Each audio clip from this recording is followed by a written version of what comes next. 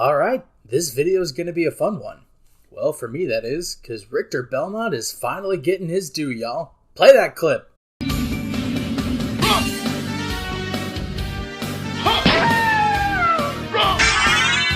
Now then, Castlevania Nocturne, a spin-off series to the main Castlevania anime starring Richter Belmont, was announced a couple months ago for Netflix, and a teaser trailer has been revealed recently to give the show a release date of September 28th.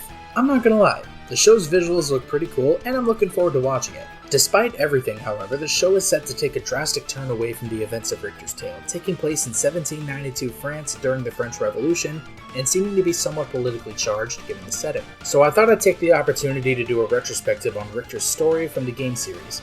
Plus, Castlevania is one of my favorite franchises, so of course I'm going to do a video about an aspect of it. Why wouldn't I? In the Castlevania games, Richter is the protagonist of Rondo of Blood, originally released for TurboGrafx-16 in 1993, exclusively in Japan. This game would eventually be ported over to Super Nintendo as Castlevania Dracula X in 1995, then remade for PSP in 2007 as Castlevania Dracula X Chronicles. Rondo of Blood, and by extension Dracula X, are the prequel games to Castlevania Symphony of the Night, originally released for Sega Saturn and PS1 in 1997. Gonna do a quick tangent here. If you want to play any of these games legally, Rondo of Blood is packaged alongside Symphony of the Night in the compilation game Castlevania Requiem for PS4, and Symphony of the Night can also be played standalone on iOS and Android. Meanwhile, Dracula X is packaged with Castlevania Advanced Collection alongside Aria of Sorrow, Circle of the Moon, and Harmony of Dissonance. The latter is available for physical pre-order now at Limited Run Games too, with 3 new editions just announced. You can order the game standalone with your choice of slipcover for $34.99. You can order the Classic Edition for $69.99, nice, the Advanced Edition for $84.99, and the Ultimate Edition for $174.99. Okay, I'm done. I'd like to keep shilling, but I'm going to go crazier and cringier as I keep doing it, so we're moving on to the story. Rondo of Blood takes place in the year 1792. Richter takes it upon himself to take up Vampire Killer and defeat Dracula's forces after the Dark Priest Shaft kidnaps his girlfriend, Annette. He rescues and teams up with Maria Renard to fight evil and save the other captured villagers. In a scenario exclusive to Dracula X Chronicles, rescuing everyone allows Richter to rescue Annette, but failing to rescue everyone results in Annette becoming a vampire and being slain by Richter.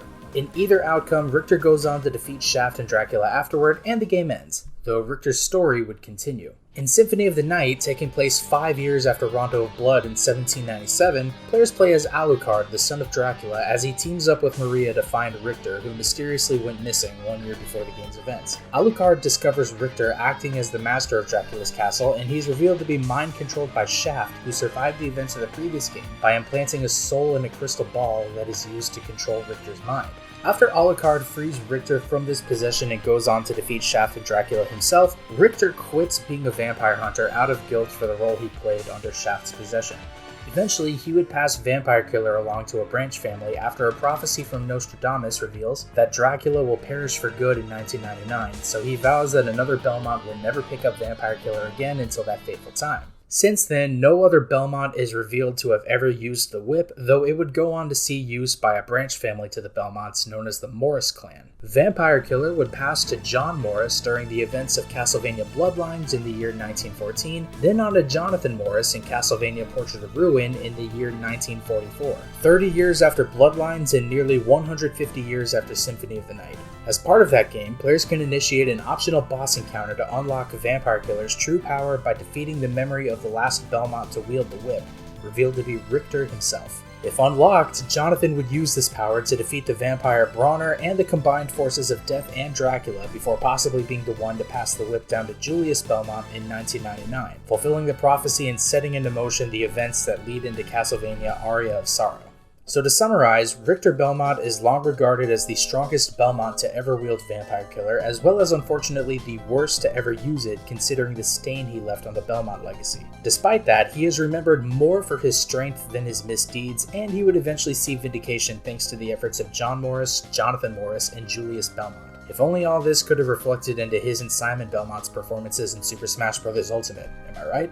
All kidding aside, this is where we stand with Richter's story, and it seems that Nocturne is going to take his story and efforts in a wildly different direction. As many questions as I have about elements of the show and where they're going to take it, I'm going to keep an open mind going into this spin-off show, and I suggest you all do the same. Plus, hey, Any Castlevania is good Castlevania no matter what form it takes. The 4 seasons of the first anime are all great, except Season 3. We do not talk about Season 3. And I expect Nocturne will live up to that standard of quality. I just wish we could get a new game sometime in the near future. Seriously, it's been 9 years since Lords of Shadow 2, and all we can get is the Grimoire of Souls gacha that got ported to Apple Arcade? Come on, Konami, you can do better than that. And no, the Castlevania collaboration with Dead Cells does not count. I wish it did, because it's pretty fun, but it doesn't count. Sad day.